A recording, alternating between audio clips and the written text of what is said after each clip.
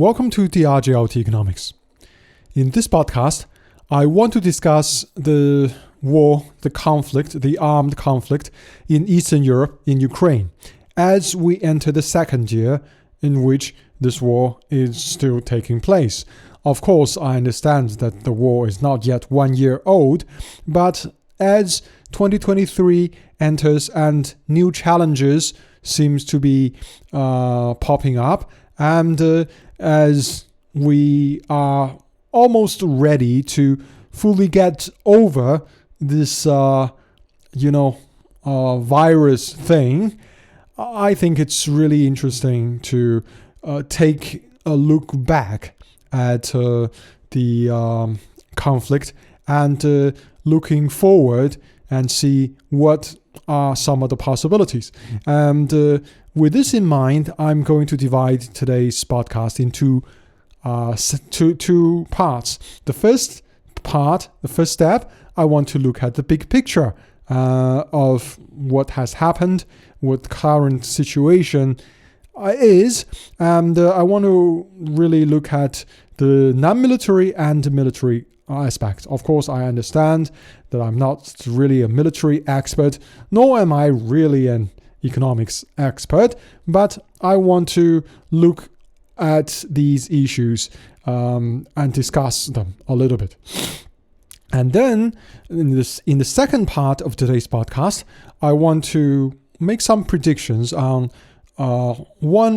two possible paths that this conflict will develop. And either of them will have lasting consequences for geopolitics, for macroeconomics, and of course for people in Europe, particularly in Eastern Europe. So first things first, let's look at the big picture now. First, the non-military aspect. The non-military aspect is such that we are in a hybrid war. And as a hybrid war, there is, I think, really, it's not just a conventional hybrid war, but this is a three-dimensional hybrid war. It's I know that there are people who like to say 3D chess, blah blah blah, right? It's as if it's as if someone is someone were expecting or calculating or manipulating beyond that person's capabilities. But I think in this case, there are some 3D chess being played on the geostrategic level. Namely, it is not plainly a hybrid conflict between Russia and NATO.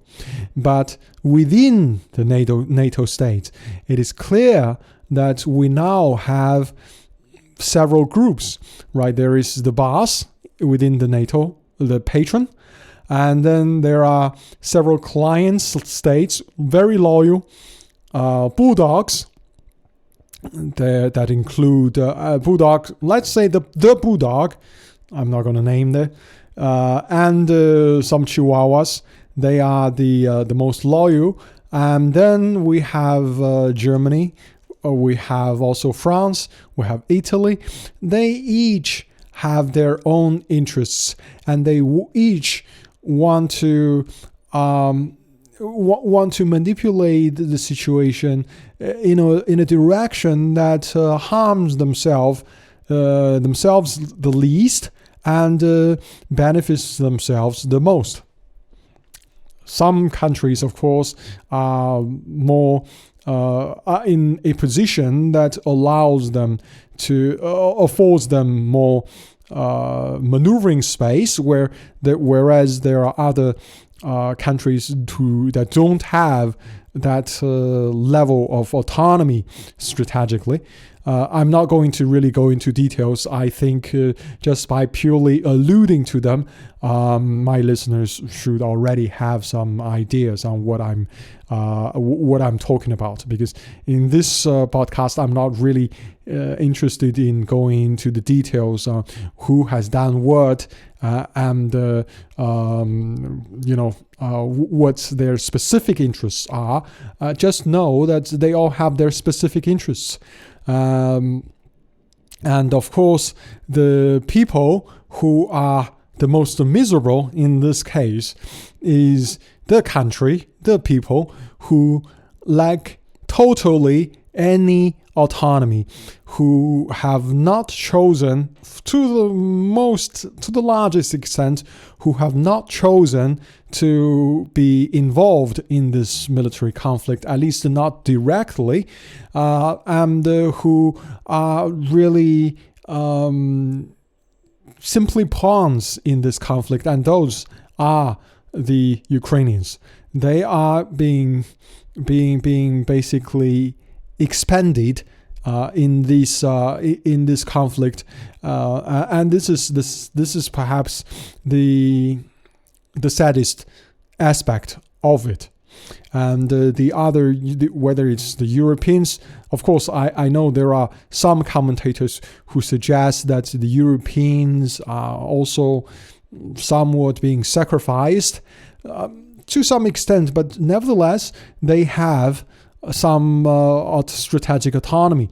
The Germans, they have some strategic autonomy. The French, the Italians, they are doing some things, not totally in the interests of others, but also they are maneuvering.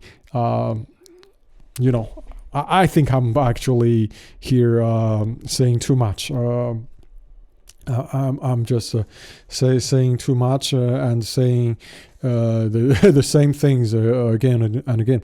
So let me stop here. But another aspect of the 3D chess is the maneuvering, or perhaps the initiatives by, let's call them third world players who want to unseat the supremacy of the U.S. dollar. I think this is an aspect that is also very fascinating, but it is an aspect that Western media do not want to cover. Of course, they don't want to talk about the first aspect, and they don't want to talk about the second aspect. They want you to think that it is not really a 3D hybrid conflict, but it is simply a hybrid conflict that they launched against Russia, and that they are succeeding in the sense that the Russian economy is just a day or two away from crumbling. Right, that's basically the narrative that Western media want people to believe, but that's another story. This aspect is very fascinating, and it's important because really for America to maintain its supremacy, it now relies upon the supremacy, the dominance of the US dollar. Right. Going back 70 years, America was the world's #1 industrial power. I think 2/3 of the world's industrial output came from the United States, and America has the most gold reserve in the world. With that, in that context, America was absolutely, undisputedly, the world's strongest power, and the U.S. dollar was understandably the currency that people would trust in. But 70 years later, America, while still a very strong industrial power, unlike a lot of the European countries that are fully or partially deindustrialized, America is still an industrial power. It still has great research capabilities, if not the most innovative workforce, very hardworking, and even though the government's finances are not good, the nation as a whole is still very wealthy, in the sense that even though the government is more or less bankrupt, there are a lot of rich people there. So if the government has the will, they can extract wealth. Right, so it's not a given that America, the country, completely is bankrupt. The government may be, but they have ways to generate income. So overall, it's still somewhat a good place, in a good position, but it is no longer so dominant. Its credit no longer so strong, so trustworthy, right? So and as America abuses the power, the position of the dollar, there are a lot of players who are either being sanctioned or are afraid of being sanctioned, or afraid of being involved in business transactions with people who are or who may be sanctioned. They want to have alternatives. Not necessarily everyone is so keen on completely eliminating the dollar, right? Because there is no real alternative to it at this point. But people want to have an alternative, in the sense not as a replacement, but as a parallel system that people can choose. And this really weakens the power of the dollar, but does not eliminate it from the global system, financial system. I think this parallel system, to have this, is more or less a game changer, because it empowers a lot of countries that are currently being suppressed. Iran, right, comes to mind, and I think a lot of Latin American countries may really benefit from this, but it's the Europeans and the Americans who may not really enjoy this, right? So that's one aspect. I think I've been just being too slow. So let me just move on to the second part, second aspect of the first part, which is the military aspect. And I'll be very brief here. The movement, military movements, military advancement have been very slow. We have seen, I think last year, it's already over half a year ago, there was some really push in Mariupol that linked Donbass with Crimea. So that was that was one period where there were some big changes. And then towards the end of last year, I think not really, second half, September, October, Ukraine had a counterattack in the north, took back Kharkov and Sumy, that kind of those regions, right? But afterwards, there aren't a lot of major pushes. I think in both instances, the death tolls were too high, and people just were probably wary of making such pushes. And even though, sometimes this type of pushes are necessary in order for the situation on the ground to change.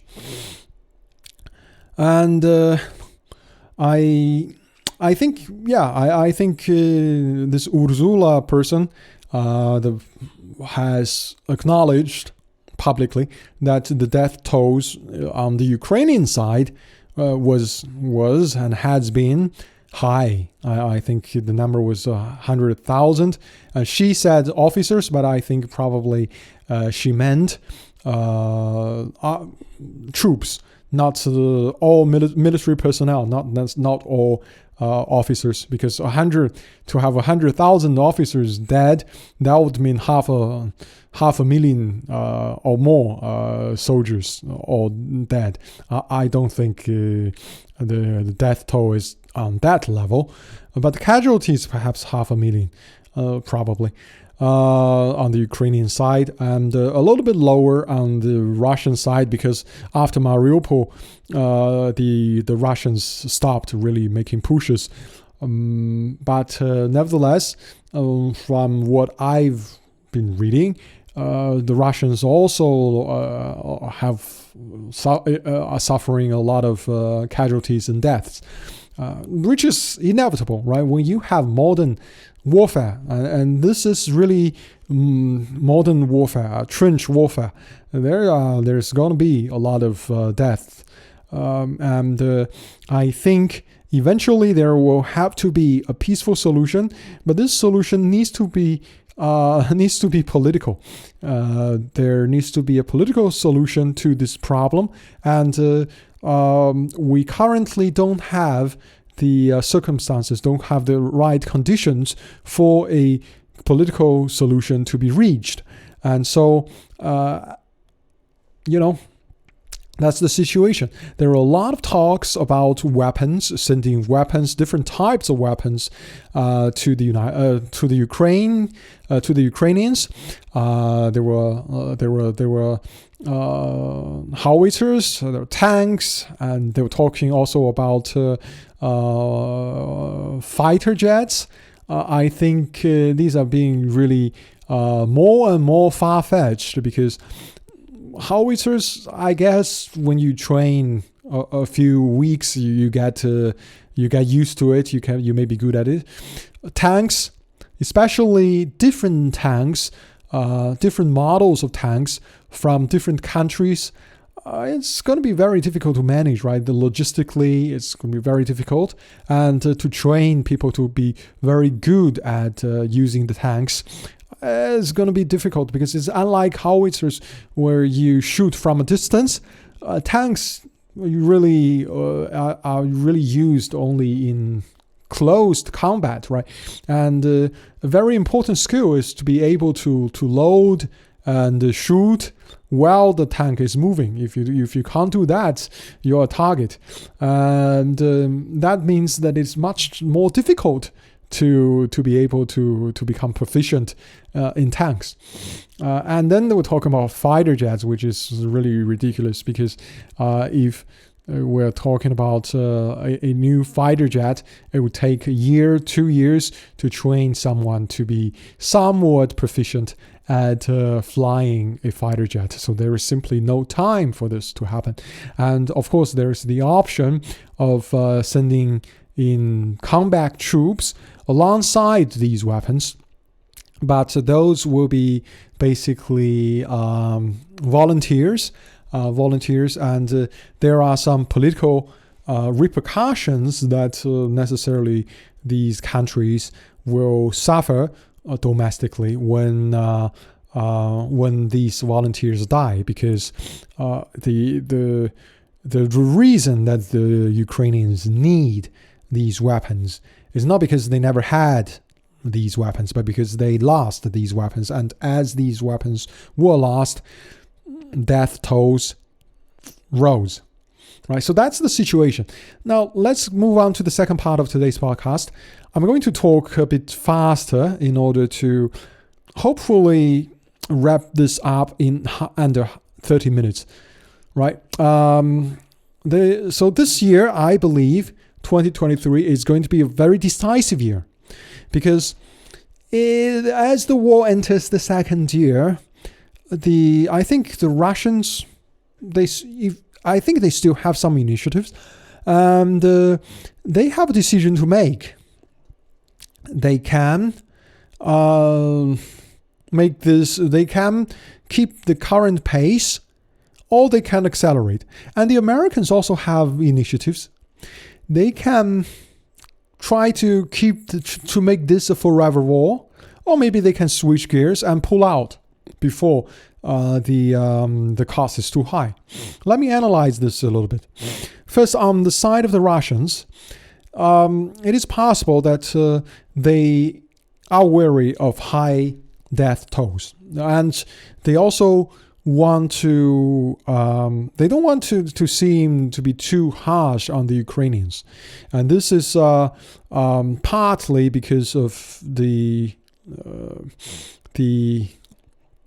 let's just say their propaganda efforts domestically.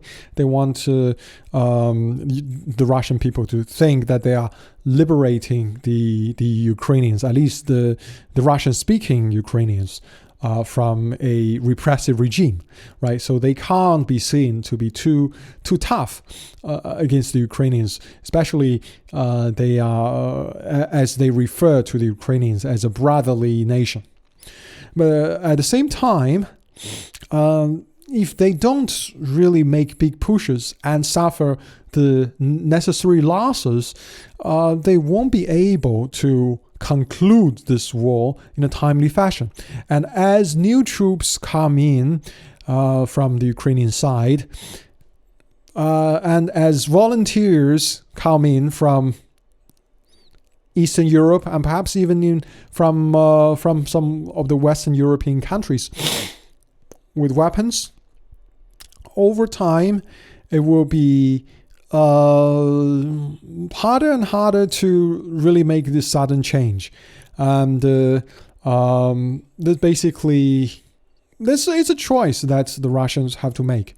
And this is a choice because the Americans are also choosing, right? They could try to make this a forever war. And if the Russians decide not to make big push and suffer a lot of losses, it is possible, it is likely that Americans will succeed in making this a forever war. It can last 5 years, 10 years. And in this process, the weapons manufacturers can continue to make a lot of money, and there will be minimal impact on the American economy, and America can focus on economic competition. Emphasis here is competition with the Chinese. On the other hand, Americans could try to pull out, just like they pulled out of Afghanistan. This way, basically, they would and the reason that they may want to do so is that they may want to have an armed conflict in the Pacific, and here it's not the emphasis is conflict, right? Armed conflict, not an economic competition. And so if they choose to have in the Pacific an armed conflict, they better do it sooner than later, right? Better sooner than later. And with this in mind, it is also possible that they would pull out. And for the Russians, if they pull out, then Russians can have a quick win. And but if they don't pull out, then it's better for the Russians to make the commitment this year than to actually make this a forever war, right? So a forever war is bad for the Russians. It's actually, I think, good for the Americans. It's also bad for the Europeans. An American pullout is actually good for the Russians. I don't know if it's good for the Americans, because I don't think it is wise for them to enter an armed conflict in the Pacific, because here they will not have the proxy a la Ukraine, and they would have to involve themselves. I don't think this is a wise solution. So I think really it is better for them to make the Ukrainian conflict, try to make it a forever war. But if the Russians make the commitment now, and Americans sees that it's no longer possible to make this a forever war, they will have to pull out. And if they pull out, they will have to change their focus somewhat, shift their focus somewhere else. But in this case, if it's an unwilling pullout, I doubt that they will, after suffering a defeat essentially that will be a defeat in Eastern Europe, that they would want to recommit in the Pacific. More likely that they would like to have a conflict in the Middle East with perhaps Saudi Arabia, Iran, just basically to try to try to what's that word, to build a wall, to consolidate to reinforce their position in control of their petrodollar, essentially. I think that's basically what's going forward, what we could expect, right? It's really a 3D chess here, and let's not underestimate the complexity of the different factors. And I'm pretty sure that I'm missing a lot of things here, and perhaps I'm making a lot of major mistakes in this analysis. Nevertheless, I hope that I've had some interesting ideas that you like. So if so, like, share, and subscribe. Also, you can follow me, of course, on Twitter, on LinkedIn, and Telegram, etc. Thanks, and have a great day.